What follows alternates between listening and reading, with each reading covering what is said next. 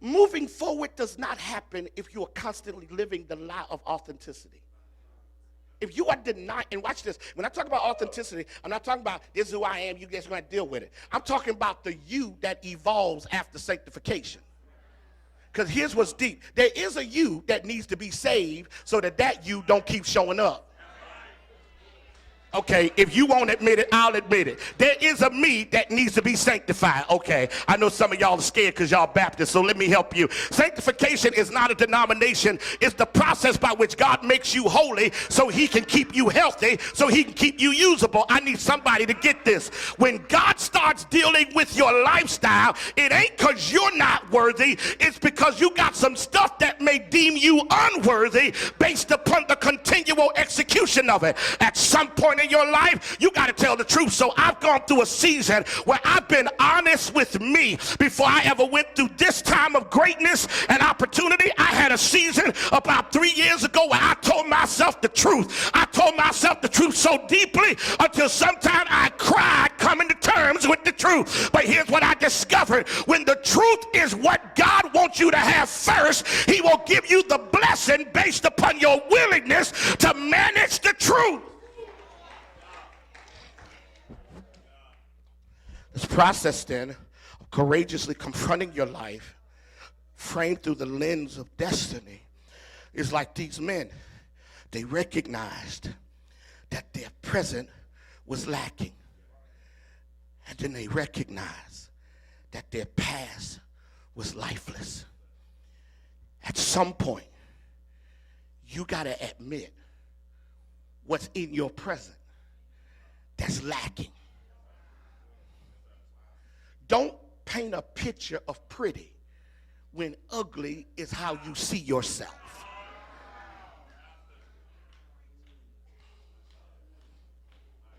Be careful that you don't live acting like you're okay when you're not. Come to terms with what's lacking. Admit it.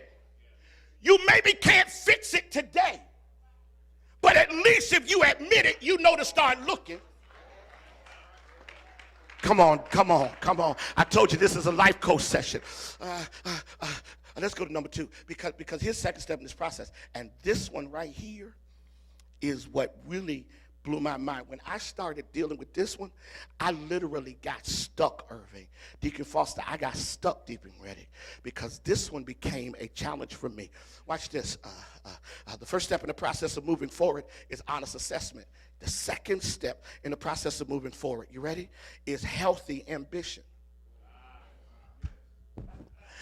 I try to frame everything so that the language or the words employed will frame it so it is not given, so you're not given a blank check of dysfunction. Here's what's amazing to me. You ready? Here's what blesses me. God has no problem with ambition. He just doesn't want it to become the pursuit of identity. You got to get what I just said. He has no problem with ambition. He just doesn't want it to become the pursuit of identity. He don't want you to attach your identity to what you accomplish. Because in case you go through a season where ain't nothing working, you still need to be authentically happy. Brothers and Shelton, here's what's amazing. By healthy ambition, in this text, let me tell you where healthy ambition is. Men that should have been preparing to die kept believing they're supposed to live. Whew. I need you, Vanessa, to get this. Again, it's tough for us to understand these men's story because we're sitting disconnected, Mother Parsons. But Jasmine, here's the revelation of this text. And it's a huge revelation, y'all. These men should be preparing to die. And they're talking about eating still. You don't risk a future you're not supposed to have. God, I'm doing the best I can. Listen, why go towards something that's going to kill you if your goal is to live? And I'm going to tell you how I know. Because they say if we go, the worst they can do is kill us, but they might spare us. Why do you think sparing you, first of all, if they had just said, we go to enemy's camp and they'll kill us, watch this. That to me is a suicide mission. That means they're done. They don't expect to live. But they mess me up with this, but maybe they'll spare us. Because I only want to be spared if I believe it's about to get better. My God, I need somebody to shake their neighbor's hand and tell them, I got a feeling it's about to get better. The ambition of my life is to wake up one day, look in the mirror, and say, this is the life God promised me.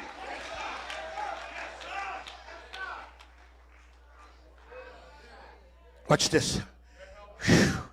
Healthy ambition is huge because the person, LaJona, with healthy ambition will always have this edge without being edgy.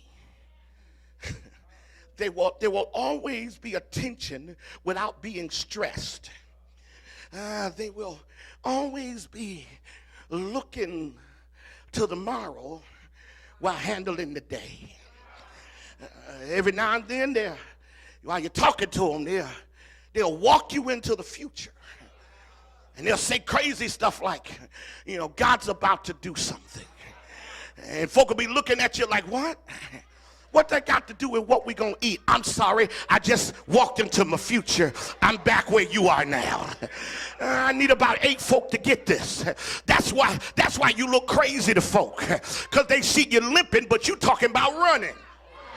Okay, that's fine. That's why they think you're crazy, because you're buying baby stuff and the baby ain't here yet. Okay, that's fine. That's why they think you're crazy, because you riding through neighborhoods on Sunday looking for houses and you living in an apartment. That's fine. You ain't got to say nothing.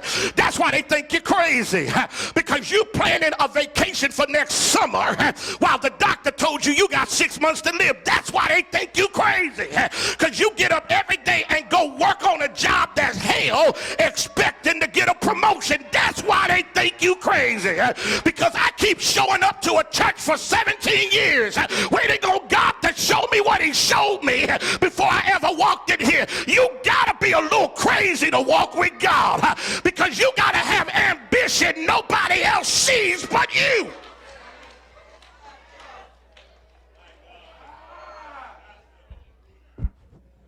Said, that's why they think you crazy. That's why some of y'all look crazy with your single self. Looking at wedding dresses and you ain't even got a date yet. Tell your neighbor, I look crazy because I serve a crazy God. My God is so crazy, he makes water split with a stick. My God's so crazy, he makes walls come down with a holler. See, you don't serve my God. That's why some of y'all too rational and intelligent. But I need some crazy folk with me to look at your neighbor, holler at him, and tell him, I serve a God that's so amazing till he gives me ambition to be better. You don't move forward unless you got healthy ambition. And here it is. Here's the ambition. Here, and when you got healthy ambition, watch this, Artisha. Oh man, I'm running out of time. Watch this. When you got healthy ambition, you ready? You ready? You ready? You ready? You ready? You ready? You ready? You ready, Kim? You ready? You ready? You ready? You ready? You ready? You ready? You ready? Y'all ain't ready. You ready? You ready? You ready? You ready? Come on, Charles Gillette. You ready, man? You ready, man? You ready? Come on, y'all ready? Y'all ready? Y'all ready? Come on, Phyllis. You ready? Here's the first thing. When you got healthy ambition, you ready? Here it is. You are unwilling to settle. You just start saying, I ain't taking that.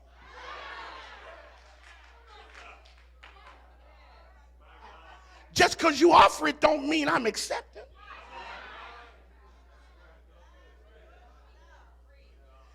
You want me to adjust to your value of me based upon a lens that's dirtied by your own imperfections. Sometimes folk look at you through the lens of their issues and blame you for their issue.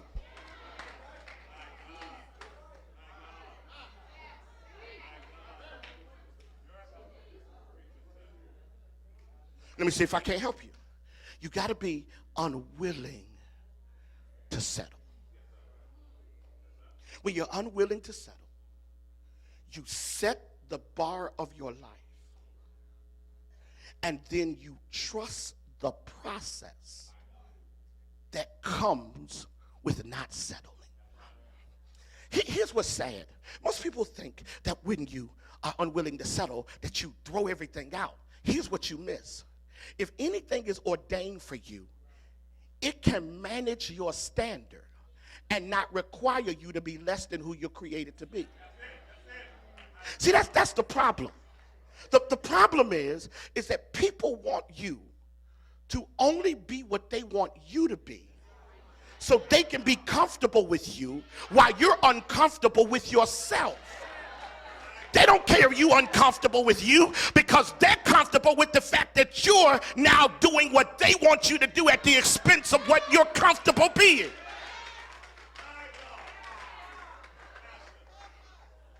You never move forward if you are willing to settle.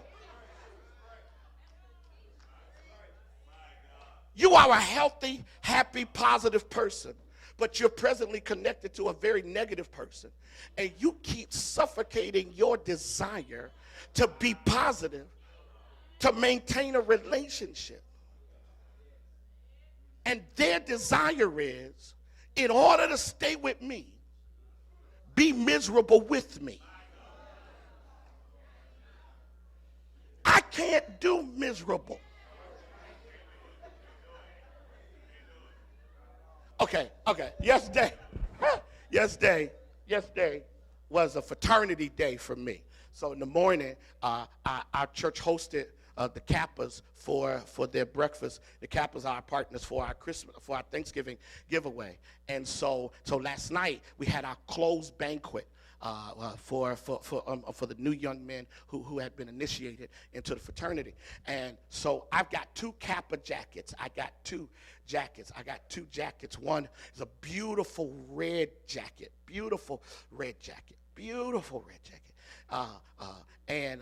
But it was bought in a different season. Don't judge me. You don't know me like that. Hey, all y'all folk in the backseat, don't be talking about me. Act like I can't see that far. Watch this. But the other one is a cranberry colored jacket that the church bought me. Remember, y'all bought me that jacket, and it fits wonderful, Jerome. It fits wonderful.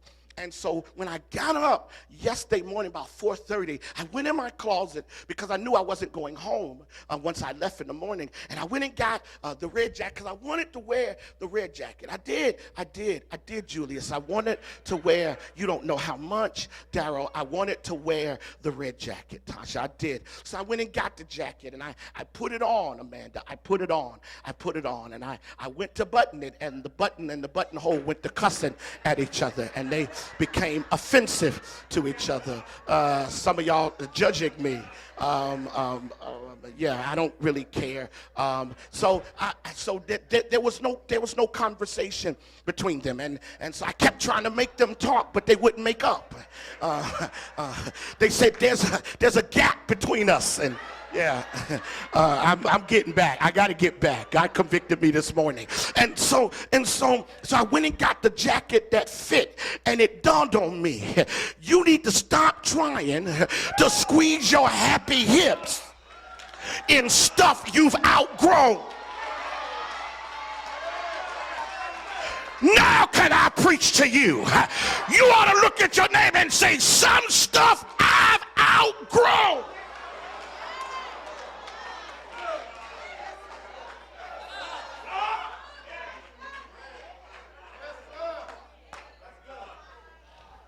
Got to be unwilling to settle, but when you got healthy ambition, you got to be unwilling to starve. These men said, if we go back, we starve. Connie, here's a major revelation, and I want to bless somebody, Tashlene.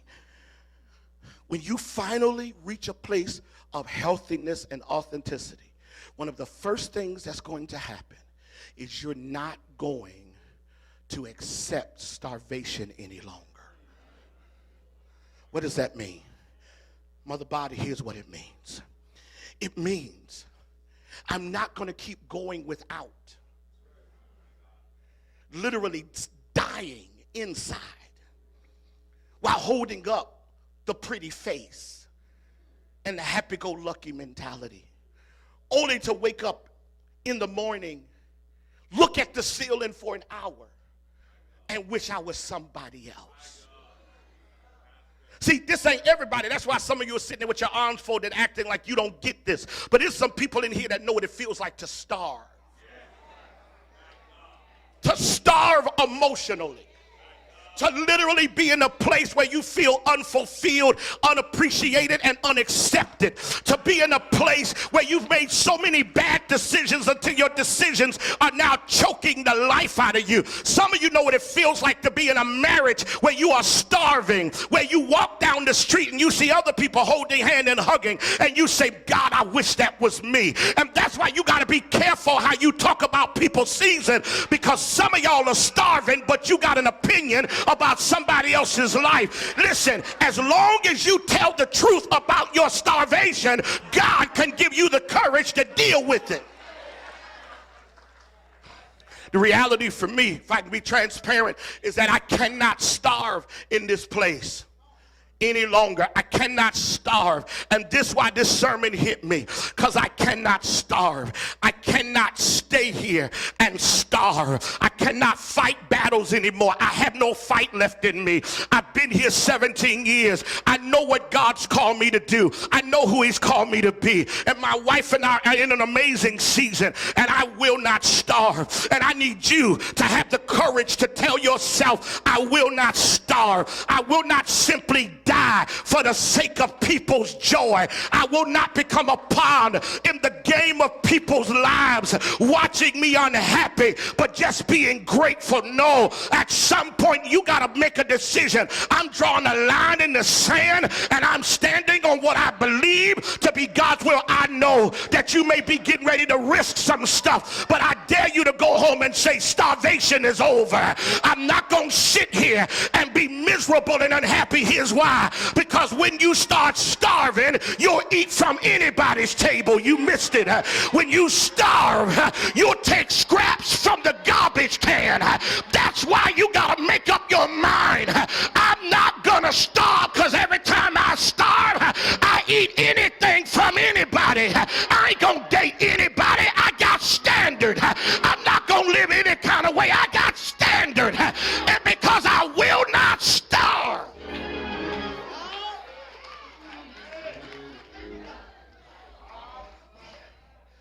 Moving forward, it's about honest assessment. Healthy ambition is when you're unwilling to settle and unwilling to starve. And you want to know why this is important? Because if you keep choosing to starve, folk eventually stop feeding you, period. They totally stop respecting who you are. They stop meeting your needs. They start treating you like you're just supposed to. They take you for granted. And they act like you're supposed to do it. But I've learned one thing, folk ain't got to be nice to you. And what I've discovered is that if you starve people by mismanaging relationships, eventually the person doing the starving will end up starving themselves. Boy, that's bigger than y'all want to know. I want to give advice to every couple. Go home and feed your spouse. Feed them love. Feed them appreciation. Man, feed your wife. Feed her thank yous. Feed her you're beautiful. Feed your husband. Feed him you're strong. Feed him I love you. Feed him I appreciate you. The other day, I was laying in bed. I was exhausted. This week was very draining for me emotionally. And I was laying in bed, and I was tired, and my wife had to go out to Walmart. And she came back. It was about 10:30, 11 o'clock at night. She had to run out, and she came back. And when she walked in the bedroom, I'm laying there just tired, drained from dealing with a whole lot of stuff this week. week, and my wife just took a card and gave it to me. And she said, here. And I said, what is this for? She said, I was just thinking about you. Now, she just left me 20 minutes ago. Y'all ain't catching how you feed somebody. And so I opened the card, and in the card, it started talking about how much I love you and how strong I am and how I'm proud of you and how I know that everything is okay, because if I'm with you, it's going to be all right. So I tried to be manly, Shelton, for about 5 minutes, and I just sat there and said thank you and laid it down. But when she went in the bathroom, I went straight punk. I said, oh.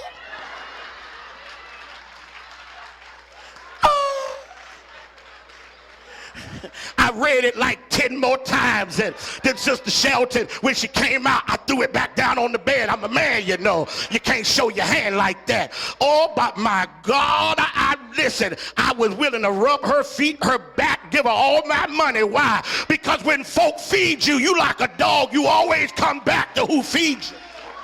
Okay, y'all trying to act like y'all grown. I'ma help you.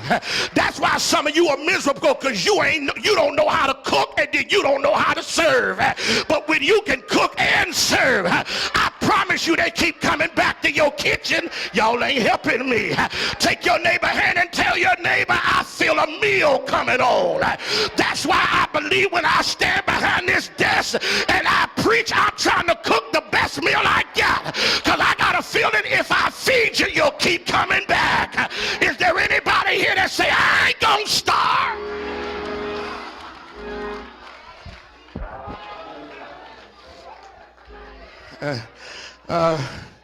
Larry, get Larry.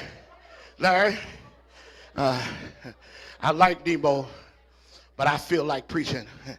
Swap out. Let's ride, Tonto. Shake your neighbor's hand and tell your neighbor, I'm getting ready to move. Lord. I got to get out of here. I got 2 minutes.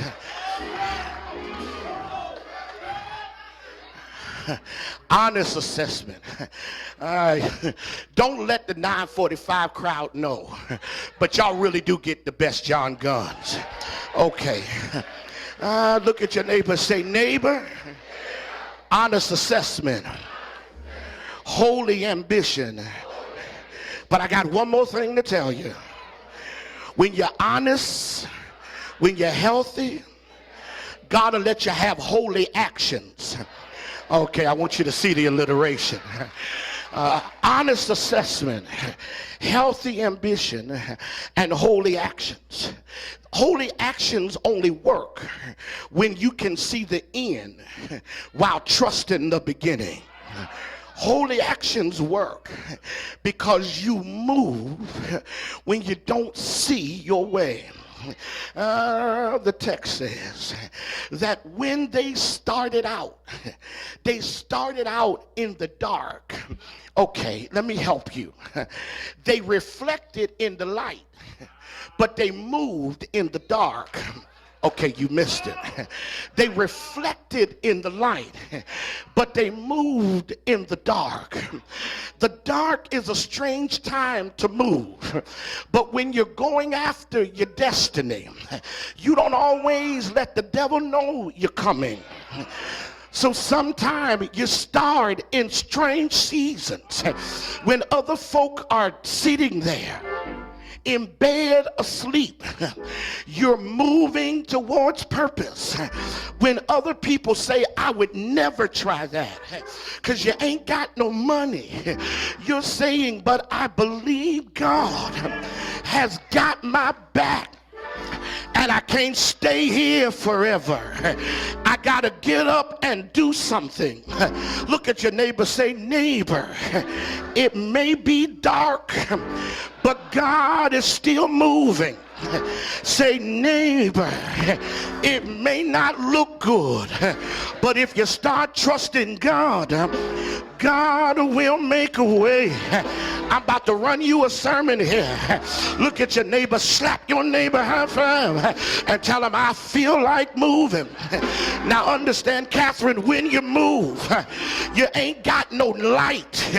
So you got to depend on two things. The only light you got is the moon, and the only noise you got is coming from the camp.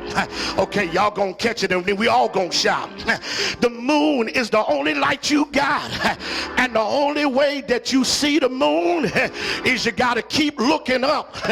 You'll catch it on the way home. But notice the only sound you got is the sound coming from the enemy's camp.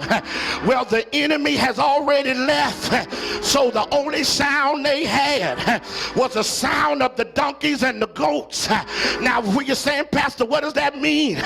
That means that you got to keep listening, not for what the enemy's saying, but for what God's getting ready to give you. Because what they heard was the spoils of the victory.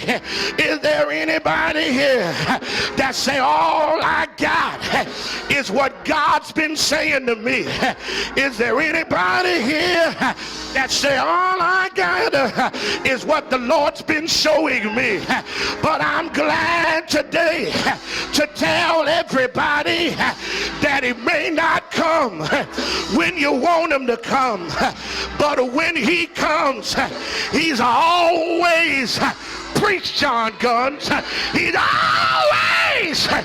always on time. I'll see you later, but I need you to help me do it. Shake your neighbor's hand. Say, ain't gonna bother you no more, but I got good news. If you start moving in the dark, he'll meet you in the light. And eyes have not seen, and ears have not heard what the Lord, what the Lord has for you. Somebody in here needs to get excited. God's about to give you a miracle. Somebody in here needs to get excited. God's about to make a way.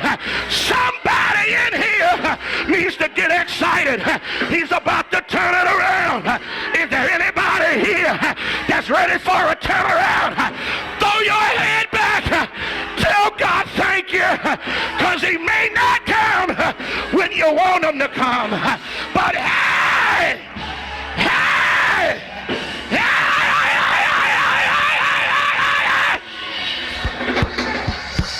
he's always on time. See you later. Have a good day. But is there anybody here that's ready to praise the Lord for what you're getting ready to walk in? Is there anybody here that's ready to bless his name? Shout yeah! Shout yeah! Shout yeah! Shout yeah! Yeah! Yeah! Yeah! Yes!